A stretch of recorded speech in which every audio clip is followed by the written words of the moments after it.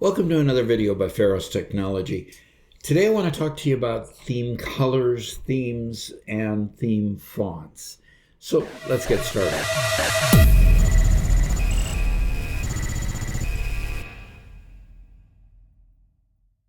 And I have a form, a report open right now, and I want to play around with the objects in this particular area under my report design. Now, if I had a form up here and I was in report design, form design, I would also see these themes listed over here as the second panel from the left. So I want to identify what themes are first. Themes are pre-identified objects that basically can be applied across the entire database. So for example, I have this theme right now, which is the Office theme. It's used by this particular database, and in fact is the default for all databases when you open them brand new and start a new database. So you have several options here. You'll notice that if I float my mouse down here, there's an Office option, a little bit grayer. Here's this one that's called Facet, that's some light green highlights to it, and this light one called Wisp. Several of them that you can identify here. And what these do is they control two items. They control the colors and they control the fonts. And so we're going to go and show you, you can see as the database over here is changing as I float my mouse over the various different ones.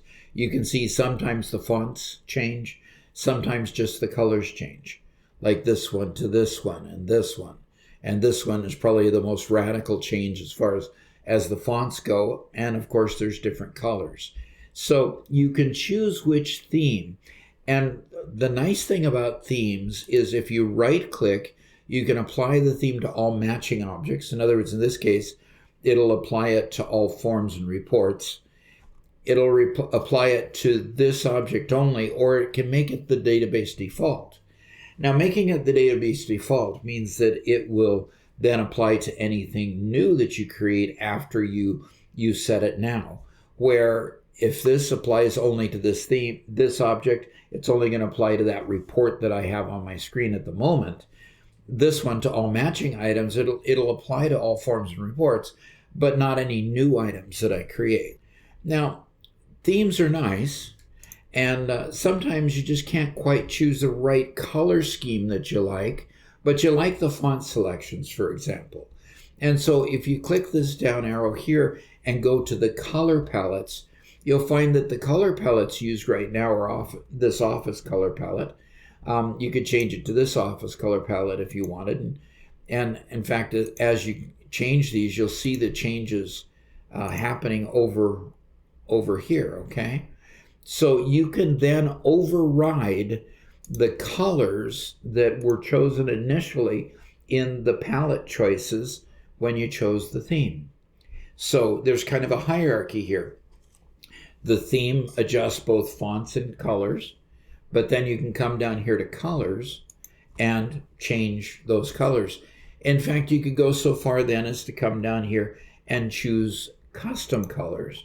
And this is particularly useful if you want to create new theme colors based on a particular client that you're working for. For example, Boeing has a communications department, and they have a set of colors that are to be used for all outbound communications, whether it be PowerPoints or whether it be pictures or whether it be items that are being produced for consumption by the media or any outside concern. So when you have a client that has grown sufficiently that they can focus on their color scheme as they share their products, here you can adapt a particular font and give it a custom name, a particular color and give it a custom name, so that you can then develop according to their color palette so that their applications seamlessly fit with all the other applications. So these are the colors, these are the custom colors. And you'll notice that basically, if you look at this one's black here, and you look at the colors palette here, And the one that's chosen here is grayscale, has black as the first one. And you can see some similarities if you look to customize colors when this one's chosen. And then you customize colors here, you can see that this is that this basically is the color schema for the one that is chosen here. And you can directly draw the correlation between those. Now, what about fonts? Okay, I can override the colors in a theme. I can also override the fonts in a theme.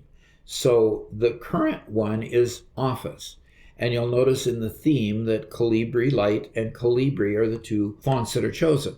Now, what does it mean? Why do they have these two stacked here? Well, this is your heading font, Calibri Light, and Calibri is your basic text font that you'll see here or here. You'll see that font all over the place when it's not a heading. When you customize fonts, you can see this even more clear. Calibri Light is the heading font. Calibri is the body font. It gives you a sample over here. You can create a custom group that you want to use and then apply it to your particular thing. And of course, you can apply the same way when you click the down arrow here. You can right click and apply this to all matching objects, or you can apply it to this object only. It doesn't have a default for the entire database here. A little bit light on the application here. So you would probably want to do this periodically throughout your development process if you don't have a theme that directly selects the particular font. So, that's a quick look at the themes box when it comes to colors and fonts.